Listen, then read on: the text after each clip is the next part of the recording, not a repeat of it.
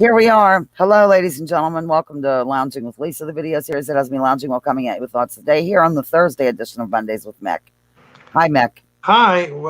Hello, ladies and gentlemen. How are you?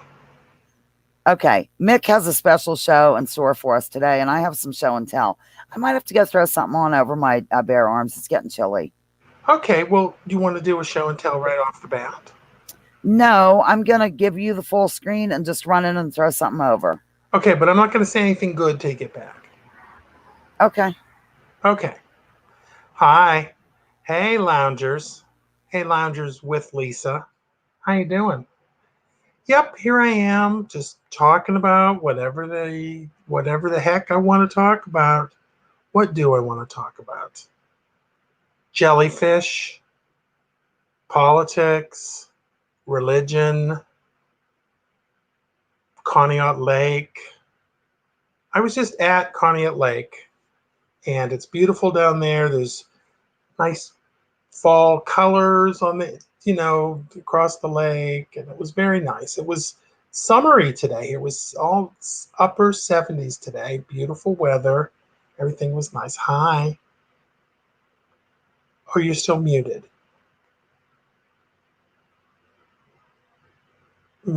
You're still. Now I can hear you. I accidentally did that. That's okay.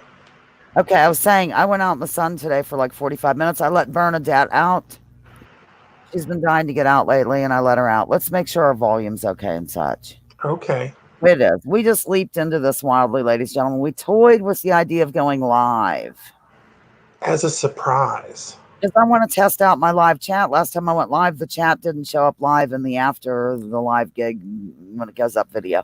Anyhow, Mick has something special in store for us today. Well, I just thought, as we know, every single one of these, we mention the revered Smedley D. Butler. D for Darlington. And so I thought I would find out some things about him, and I made a nice little thumbnail that shows him. And I don't know too much about that button that says Clean Sweet Butler, but that's him. And then there's a kind of a good looking picture of him there in the middle. And the thing on the right is the Marine logo for the Marines. He was in the Marines. And so anyway, yeah, I learned some things about him. I learned that he was 16, like maybe 2 months from his 17th birthday when he joined the Marines. Are you there, Lisa? Yes, but I mute when others talk. Okay, can you bring us back in now? I was just fixing Or are we to. just going to look at him? It doesn't matter. Go ahead. Everybody, get a good look at him. Memorize his face. Okay, anyway, so he joined. His parents didn't want him to join the Marines, but he did. Because there was a war going on. Was it the Spanish-American War? I think it was. And there was sort of some war. What was the year? Well, I don't remember. It probably would be like the Cuba deal.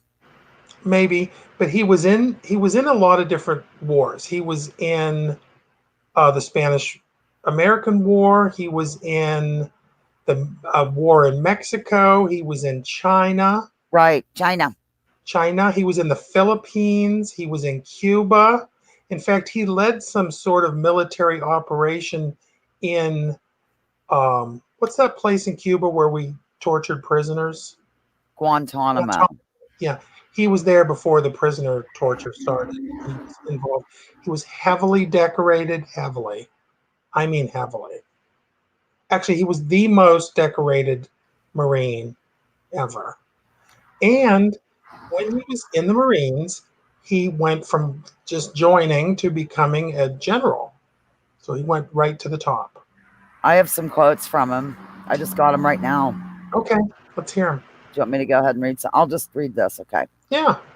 I spent 33 years, 33, and 4 months in active military service. And during that period, I spent most of my time as a high class muscle man for big business, for Wall Street and the bankers, or as we like to say, banksters. In short, I was a racketeer, a gangster for capitalism. I helped make Mexico and especially Tampico safe for American oil interests in 1914. I helped make Haiti and Cuba a decent place for the National City Bank boys to collect revenues in. I helped in the raping of half a dozen Central American republics for the benefit of Wall Street. I helped purify Nicaragua for the International Banking House of Brown Brothers in 1902 through 1912. I brought light to the Dominican Republic for American sugar interests in 1916. I helped make Honduras right for the American fruit companies in 1903. In China in 1927, I helped see to it that Standard Oil went on its way unmolested. Looking back on it, I might have given Al Capone a few hints. The best he could do was operate his racket in 3 districts. I operated on 3 continents, and that was Smedley D. Butler, War as a Racket, the anti-war classic by America's most decorated soldier. And here we are. Boom, found it That while you were reminds me, that thing he mentioned about the fruit company, he was involved in a thing that was called the Banana Wars. right. The Banana Wars. Yep. You know all about the Banana I Wars. know a little bit about the Banana Wars, but if you want me to, I can find info. We while learned about the Banana Wars when we were in high school from our history teachers. I think I do recall that, but I do know about them. But if I could be very detailed, if you give me a minute. No, it's fine. Let's just say Banana Wars a lot. Okay. And then, so he was, but I think people really liked him. I think he was a natural leader. I think that he liked to swear a lot. That was one of the things that because he used to sometimes give speeches or talk to people, and he just swore like a Marine. I mean, he loved to swear. Well, let me just say one thing. Yes. Butler had fought in the so-called Banana Wars of the early 20th century when the American military sent in their troops south into Central America to keep their business interests there intact. It was a time when mistreated workers across Central America were getting fed up with working long hours and harsh conditions for less than a living wage. That's all I'm saying. But did you ever ask yourself why there aren't other people in the military that are heavily decorated and honored and stuff that have come out against war? I think there are, but we just don't hear about them. I don't know if they're heavily decorated, but I've watched a long time ago when I used to watch quite a bit of Amy Goodman. She showed something, like her interviews are very good still, I think. I just don't care for whatever. Let's not get into it. But she showed some people, I think it was a Democracy Now! Production, where they were giving speeches and a couple of them like whipped off their medals and threw them to the floor. It was kind of horrifying because I was new to the whole. I thought, everything was as I'd been told in school, that we were the greatest. It's democracy. We're spreading, I believed all the propaganda. Yeah. And it was really hard because these guys got into details about what they did in Iraq and whatnot in terms of families. And, it's hard to hear. I'm glad that Zoe's in on this video. Oh, there. Yes, she is. God love her. She's looking right at the camera. All the cats are out today. So anyway, I didn't do an extensive Smedley Butler. Oh, but I did find out that he had, while he was in the Marines, he had a nickname. Cleaning house or something? No, his nickname was Old Gimlet Eye. Oh, okay. I bet you Smitty will know that. Old Gimlet Eye. Why? I don't know, but a gimlet is a tool that you use to drill a hole, I think. It's also a drink. It's also a drink, but it's actually a tool, a hand tool. Huh.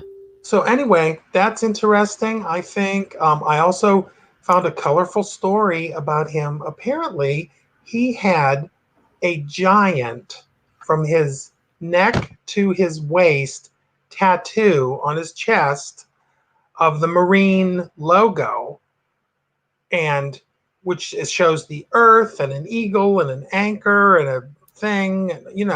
It's on that picture. I was going to say, I'll flip that picture Flip back. that back. He has something in common with my Uncle Jim, because my Uncle Jim also lied about his age to get into the military. Back then, people really, thought they were doing the right thing, I guess. Yeah. So he had this whole thing, that whole eagle, anchor, and the earth tattooed on his chest. Bigly. Okay?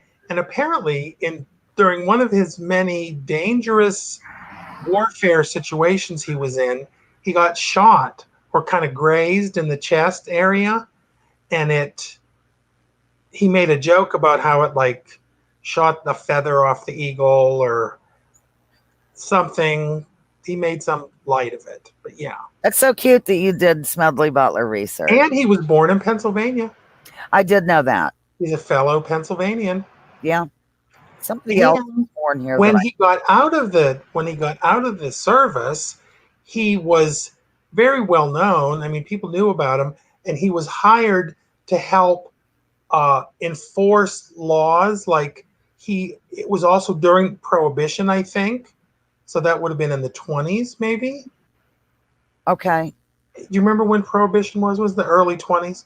I think so. Anyway, so Well, wait a minute. Yeah, because it ended in the early 30s, kind of. right. So he was during Prohibition. He was like helped police forces, and he didn't actually have power to do things with like fire policemen or anything. But he was also against police corruption, and he was a law and order guy, and he busted speakeasies and just went mad and went crazy. Wow, you know that he overthrew a plot to overthrow.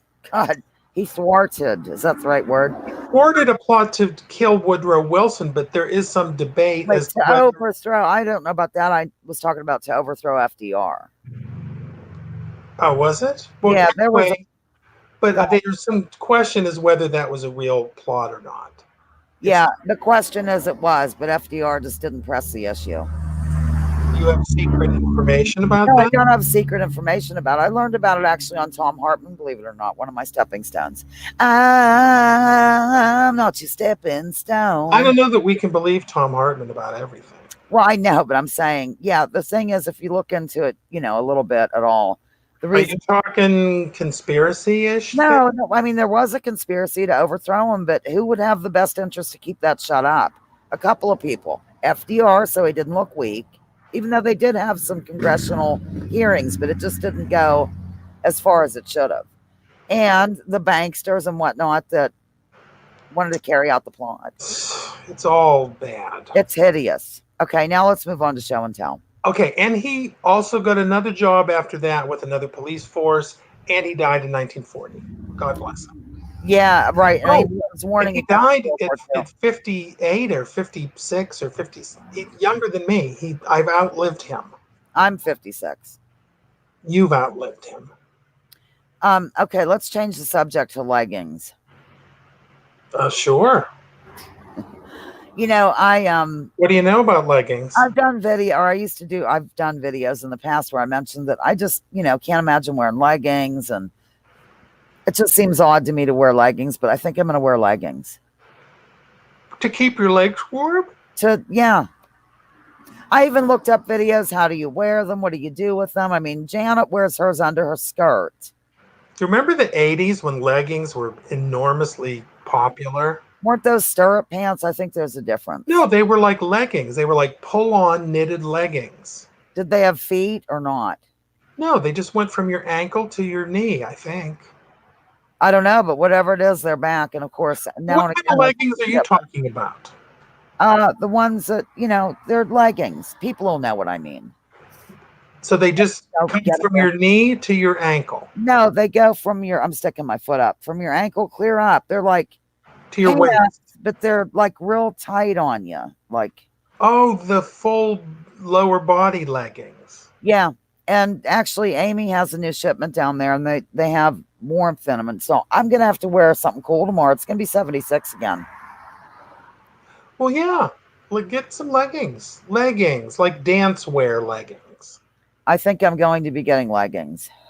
I have some, but I wasn't sure if I'd want to wear them. But I think I might experiment and wear them, which is that because they reveal everything there is to know about your... I think they do, but I don't want to, like, you can wear it with a shirt that's a little longer. I don't think you can wear them modestly, you mean? Like Christian ladies do? Yeah.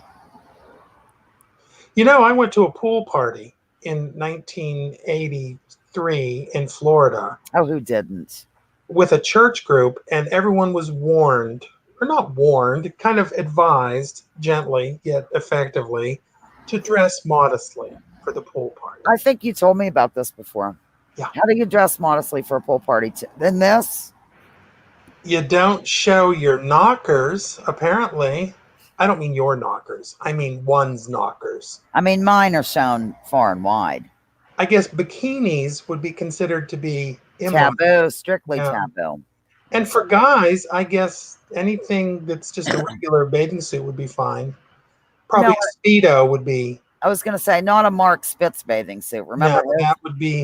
that would be too immodest. I got my hair cut. Okay, I got a package from Buddy Bates, but I don't really want to unwrap everything. What he did was he got with me and asked, would I want some birds? And he wrapped their birds. Like, here, I'll show you an example of something. Oh, see, everything's so out of whack. This isn't a bird, it's a squirrel, but it needs, like, its eyes need painted and stuff. Yeah. He thought I might want to fiddle around, give him away as gifts, do whatever. And so he sent me this whole box and he wrapped them. Each one is like packed like this. Wow. That Buddy Bates. Should I just open one randomly and show it to you? And thank you, Buddy Bates, for being so nice to Lounging with Lisa. I mean, the Buddy Bench. I live for that Buddy Bench. I store my stuff in it. And where does Buddy live? Seattle. Seattle. Here, I'm getting some. Don't you have a show and tell item while I rip into this? I have one that I can't show. Okay. But I'm going to show it real quick. In fact, here, I'll tell you what. I'll disguise it. Okay. See this? Yeah. This is a lighter. Oh, I see. And the light comes out of a certain part. I get it. That we can't see. Okay. It's a male. It's a male part. Yeah. Okay. You can see his feet. You can see his head. You can see his butt. But you can't see the part. Okay. See, this is one that, could use some jazzing up. So you know what I mean? I just thought it was so nice. And I will jazz these up. And I told him I might give them away as gifts, sell them at a garage sale, whatever. He doesn't care. He just wanted them the hell out of his house. So now I have them. Speaking of which, you should see my house. It's really getting in ship shape, Mick. Is it? Yeah, you'll have to come down. Good. I'd like to see it. I live for that roll top desk because of, how it is when I get stuff for the paper. Remember how we used to pour over the paper and criticize every little inch of it?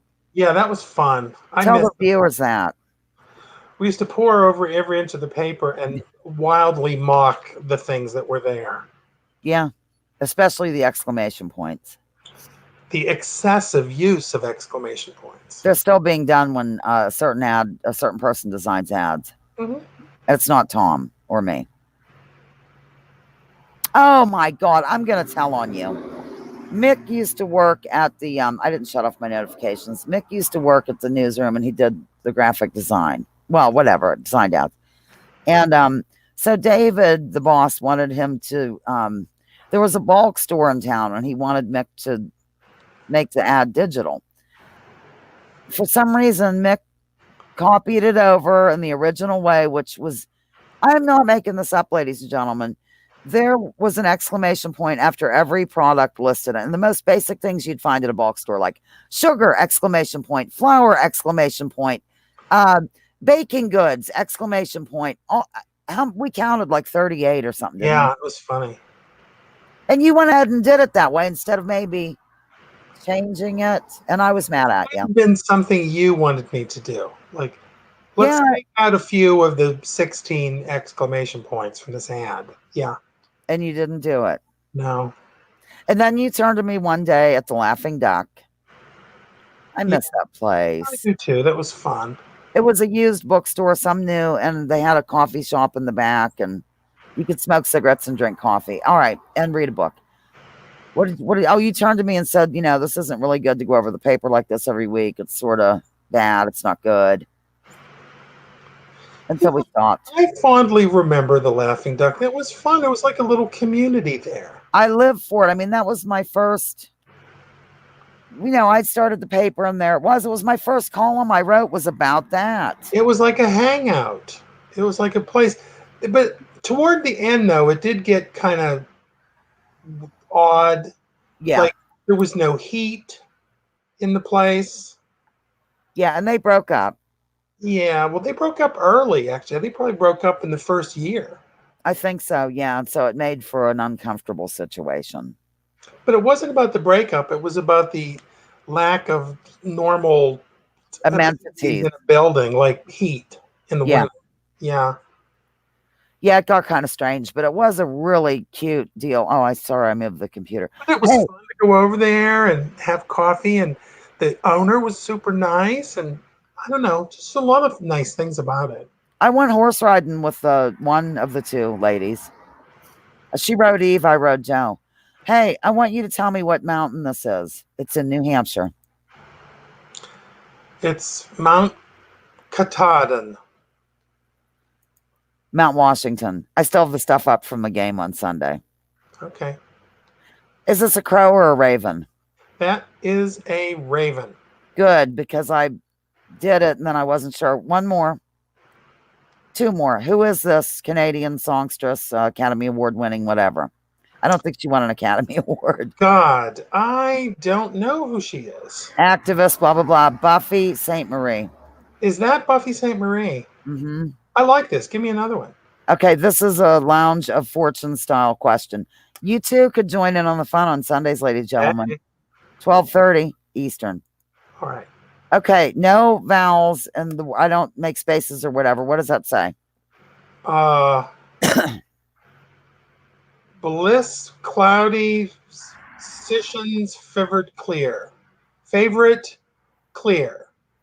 Okay, fill in the vowels. I'm filling them in. Ball, blue. Okay, cloudy is the second word. Third word. Third word. Oh, something is cloudy. Something's favorite, clear. You're almost there. Do you want me to tell you? Oh, no, I want to figure it out. Okay. So it's the first word has to have is bull is bill, ball, bell is cloudy. Ball is cloud? No, bell. Give me the first word. Blue. Blue is cloudy. Sun shines. You're doing good. Blue is cloudy. Sun shines. Favorite, Yes. clear. Come on. What would blue be? Her favorite clear or maybe Blue, favorite, clear. What is blue, Mick? Color. There you go. So it's Blue is cloudy sunshine's favorite color. excellent. Very good. Very, very good. I think that word is clear. And of course, there's Thomas, but here's her card. Oh, cloudy sunshine. Yeah, I love her. Happy 72nd birthday, Cloudy Sunshine. My God, she was born in 72. So she's like in her 70s, right? She was born in 1972. She's hardly in her 70s. Well, I hope she's doing good at her age. Oh, yes, she is. The frail little thing that she is. Okay. Don't give up hope, Cloudy Sunshine. I might open up another bird before we go. Oh, this is a pretty one. Oh, I love him. I can't believe I have these birds. I feel like Norman Bates. Okay, say something while I do this. Or I'm show just something. enjoying the show. Do I have to say something? No, we can be boring as hell, evidently, and get views out the yang. Yeah, which reminds me, I have to have a. So, Lisa, you just do your thing. I'm going to talk to the viewers now. Okay. First, what is going on with the number of people that are watching these videos?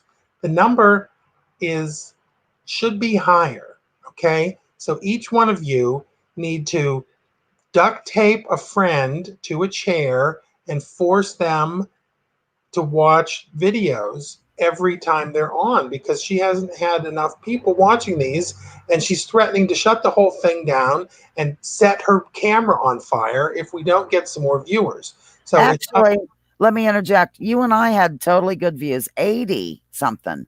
Then the live gig has gone up to 84, but seriously, we need to do better. We need to do more. You need to do whatever it is that you do as a cute little parakeet. We can have a puppet show. Oh yeah. Let's do a puppet show. Wait a second. With your lighter and my bird? Yeah, let's do it. Okay. Hi. Hey, have you got a light? I'm from China. Let me see if I have a light. Oh my God. I do. Thank you so Good much. that way. I have to fly now. Okay, little bird, fly away. Isn't that a nice one? That is a beautiful one. Look, Doesn't even need. he has a little blush on his And cheeks. there's a mushroom. I'm going to display this in the lounge on Sunday. So he'd be perfect for someone that likes to take hallucinogens. Yes, which is half the lounge. He could be the trippy bird. Oh, I don't want Zoe knocking stuff over, and she might. There we go. Okay, is there anything else? Because I really do have to go eat something. No, I think we're good. I think this is it. But seriously, everyone that's watching, get 100 other people to watch. Tie them to a chair, please. Yes. Okay. I'm hoping to do an SOC later with G Sharp. She made me some really neat things. I don't think I have it downloaded. Aww. Oh, darn. It's a commercial for, lounging and stuff. Aww. It's okay. Well, we'll do it another time. Okay, I'm going to do the closing, or you're going to do it. Go, you do it. Hello, everybody. It's time to just get it together and get it on the road. Let's drop our preconceived notions about everything, because everything's a damn lie that you've ever heard. Every speck of information you think you know is wrong. Don't support anything. Think about everything researched until your eyes are itchy. And remember, ladies and gentlemen, General Smedley Louise Butler, really Darlington, that war is a racket and we do not support it ever. We hate it. We loathe it, in fact. Okay, I'm just going to end the broadcast. That's close enough to my closing. Okay, goodbye. Let's do this. Wait. Ending. Ending. Ending.